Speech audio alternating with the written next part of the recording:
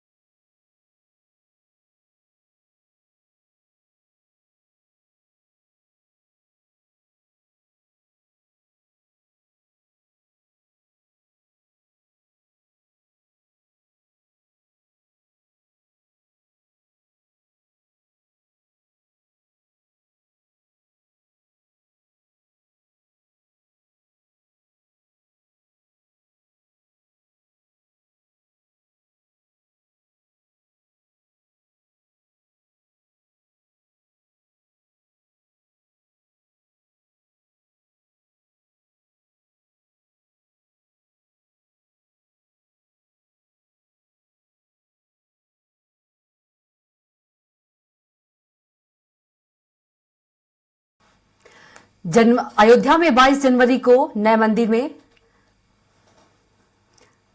रामलला की प्राण प्रतिष्ठा होगी। पीएम नरेंद्र मोदी के हाथों श्री रामलला के विग्रह की प्राण प्रतिष्ठा होगी। आम जनमानस के लिए प्राण प्रतिष्ठा के अगले दिन यानी 23 जनवरी से प्रवेश मिलेगा। तो 500 से ज्यादा वर्षों का आंदोलन और राम भक्तों का इंतजार अब खत्म होने वाला है। बता दें कि 22 जनवरी को रामलला की प्राण प्रतिष्ठा है।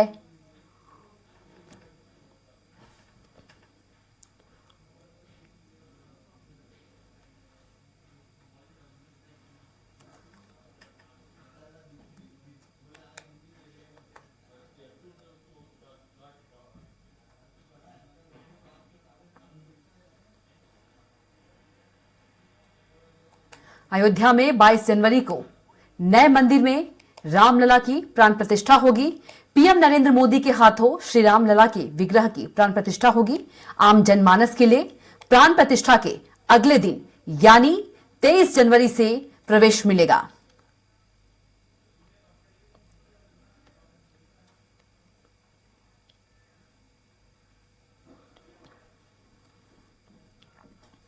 बाईस जनवरी की शाम हरदेव मंदिर में दीपोत्सव मनाया जाएगा।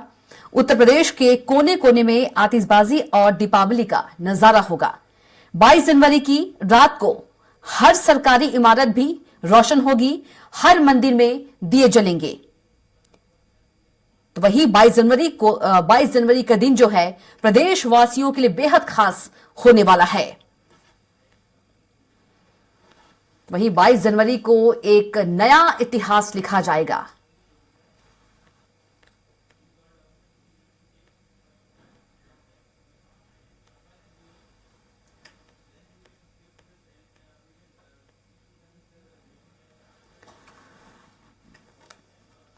तो वो दिन नजदीक आ गया जिसका सभी राम भक्त जिस ऐतिहासिक दिन का इंतजार कर रहे थे।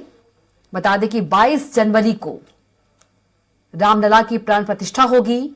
पीएम नरेंद्र मोदी के हाथों श्री रामलला के विग्रह की प्राण प्रतिष्ठा होगी। आम जनमानस के लिए प्राण प्रतिष्ठा के अगले दिन यानी 23 जनवरी से प्रवेश मिलेगा। पूरा देश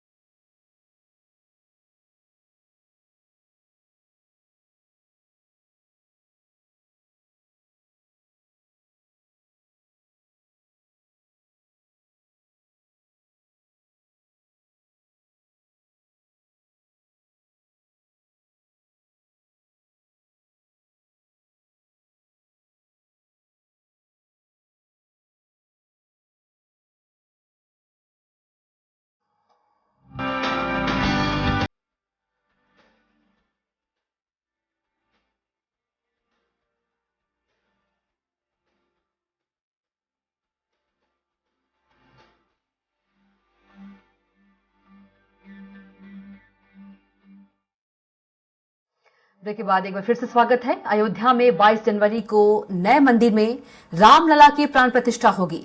पीएम नरेंद्र मोदी के हाथों श्री रामलला के विग्रह की प्राण प्रतिष्ठा होगी। आम जनमानस के लिए प्राण प्रतिष्ठा के अगले दिन यानी 23 जनवरी से प्रवेश मिलेगा।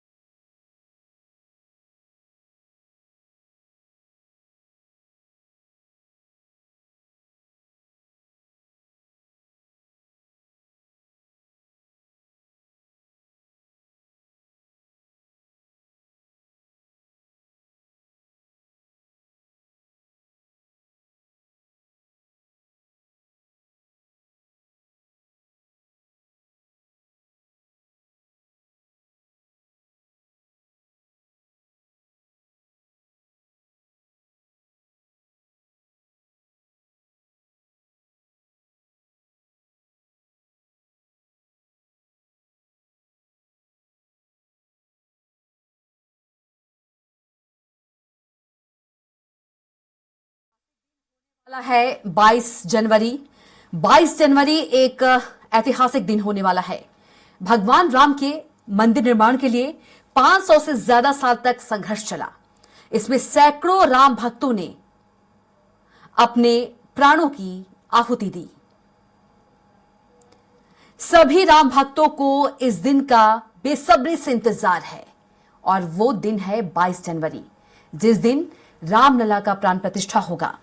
जब भगवान श्री राम मंदिर में विराजमान होंगे, उस दिन अपने अपने क्षेत्रों में अलग अलग कार्यक्रमों का आयोजन किया गया है।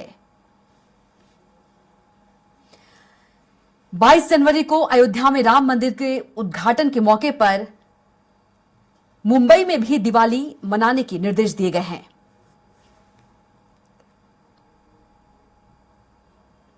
वहीं बीजेपी ने 22 जनवरी को अयोध्या में राम मंदिर के उद्घाटन दिवस पर राज्य में सार्वजनिक अवकाश घोषित करने की भी मांग की है। दरअसल प्रधानमंत्री नरेंद्र मोदी ने इस दिन देश भर के लोगों से दिवाली मनाने की अपील की है।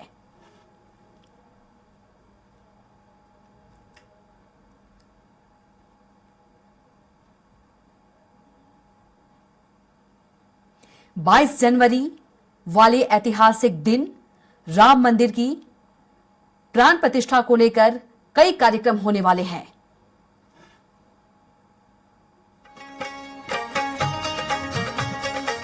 बाईस जनवरी का इंतजार न केवल हमें और आपको है, बल्कि दुनिया भर के लोग राम मंदिर बनने का इंतजार कर रहे हैं।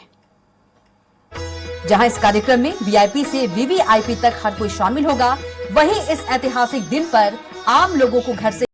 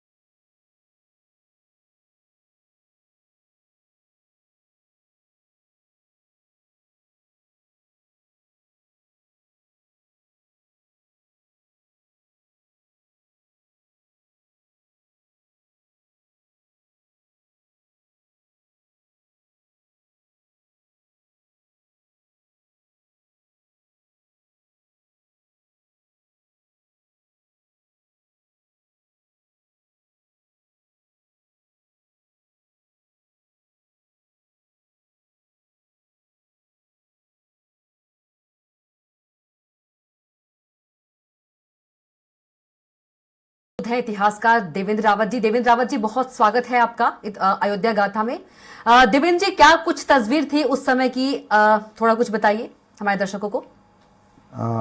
मेरा आग्रह, पहले क्षमा मांगता हूं, मैं थोड़ा सा विलंब से आया हूं। जी बिल्कुल। पर मेरा आग्रह यह है कि उस समय लगभग जिस तरह का 6 दिसंबर को वातावरण था, 7 लाख के आसपास लोग अयोध्या में थे। हमारे जैसे जो कार्यकर्ता थे, उन्होंने जब 30 अक्टूबर और 2 नवंबर की जो कार सेवकों पर जो गोलियां चलाई थी, वो इस संकल्प के साथ में थे कि या तो विवादित ढांचा रहेगा या हमारा जीवन रहेगा।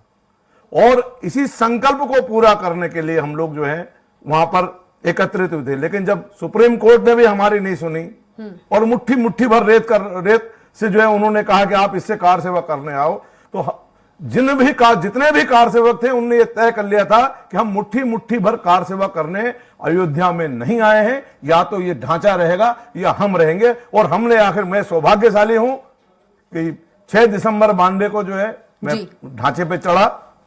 एक ढांचा, 2 ढांचा और तीसरे ढांचे को हमने तोड़ा। और ऐसा महसूस कर रहे थे देवेंद्र जी उस समय? उस समय मुझे ऐसा लग रहा था, अब ये प्राण रहे ना रहे, पर ये ढांचा नहीं रहना चाहिए, क्योंकि हमारे 2 लाख लोगों से अधिक लोगों ने अपना जो है प्राण इस सांस्कृतिक आक्रमण के खिलाफ संघर्ष करते हुए जो है किया। प्राण जाए लेकिन वचन न जाए। जी।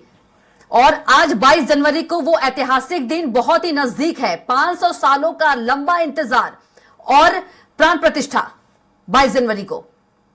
मैं नमन करता हूं उन सब शहीदों को जी, जो राम जी के मंदिर के निर्माण के लिए सांस्कृतिक आक्रमण के काम आए हैं जी। और जहां तक मेरा विषय है, 1.5-2 महीने हमें जो है हम जेल में रहे वहां पर, और उस 1.5-2 महीने में हम पर जो दबाव था वो था कि आप लाल कृष्ण आडवाणी जी का नाम लीजिए, आप साध्वी ऋतंबरा जी का नाम लीजिए, आप अशोक सिंघल जी का नाम लीजिए, आप उमा भारती जी का नाम लीजिए, आप कि इनके कहने पर आपने ढांचा ढाया। लेकिन ऑन रिकॉर्ड मेरा जो है, जो वहां के डीएसपी हैं टंडन, उनका रिकॉर्डेड सब चीजें हैं। जब समय मिलेगा तो वो सब मैं आपको उपलब्ध करा दूंगा, बिल्कुल। कि जिसमें मैंने स्वीकार करा था कि वो ढांचा मैंने और अन्य घायल कार सेवकों ने जो है ढाया है, और हमें अब आप फांसी की भी सजा दोगे तो हमें वो स्वीकार है, पर हमें इस राम मंदिर में विवादित ढांचे का किसी भी प्रकार का कोई दूसरा स्ट्रक्चर स्वीकार नहीं है। जी बिल्कुल देवेंद्र जी। यदि बात करें 6 दिसंबर के भी आप गवाह थे और अब 22 जनवरी के भी साक्षी होंगे, कितना सौभाग्यशाली मान रहे हैं अपने आप को? देखिए, मेरा तो निवेदन यह है कि ये लाख लोगों के जो है पूरे अपने जीवन भर की जो तपस्या है, ये उसका परिणाम है। मेरा तो जो काम था, एक गिलहरी के योगदान के बराबर भी नहीं था। और निश्चित ही पूरा भारतवर्ष गौरवान्वित महसूस कर रहा है, और आदरणीय योगी जी और आदरणीय नरेंद्र मोदी जी की जो सुपर जोड़ी है, इनका जो है हम आभारी हैं कि इन्होंने तेजी से जो है पूरे अयोध्या के मामले को निपटाया। माननीय सर्वोच्च न्यायालय को सबसे बड़ा उसका जो है हम वो देते हैं कि जिनके निर्णय पर ये अयोध्या का भगवान राम का जो है भव्य दिव्य और एक सुंदर मंदिर बन रहा है। बिल्कुल देवेंद्र जी, जो आजकल के जनरेशन है वो भी जानना चाहते हैं कि जो विवादित ढांचा है उसके गिरने के बाद क्या कुछ माहौल था? बहुत ही कम शब्दों में, क्योंकि समय का अभाव है। मेरा निवेदन यह है कि जब मैं 5 दिसंबर को उस ढांचे के अंदर गया तो ठीक ऐसे लगा जिसे किसी मंदिर के अंदर भगवान की मूर्ति और उसके ऊपर किसी ने शिखर को तोड़ करके एक मास्क विवादित ढांचा खड़ा कर दिया, जिसको बाबरी मस्जिद या बाबरी ढांचा वो कहते थे, और वो हम सब के लिए अपमानित करने वाला था। और हम सारा हिंदू इस दृश्य को देख करके लज्जित होता था जी। बहुत पीड़ा होती थी इस प्रकार के जो है, जब बाबर ने जो सांस्कृतिक आक्रमण अयोध्या पर करा था, और हम हिंदुओं को जो है नीचा दिखाने के लिए, हिंदू संस्कृति को मिटाने के लिए। बिल्कुल देवेंद्र जी, क्योंकि समय का अभाव है, यहीं पर चर्चा को रोकना पड़ेगा। आपका बहुत ही शुक्रिया। जय श्री राम जी। जय श्री राम। सभी देशवासियों को शुभकामनाएं जी। तो फिलहाल के लिए अयोध्या गाथा में इतना ही। आप देखते रहिए स्वराज एक्सप्रेस। नमस्कार।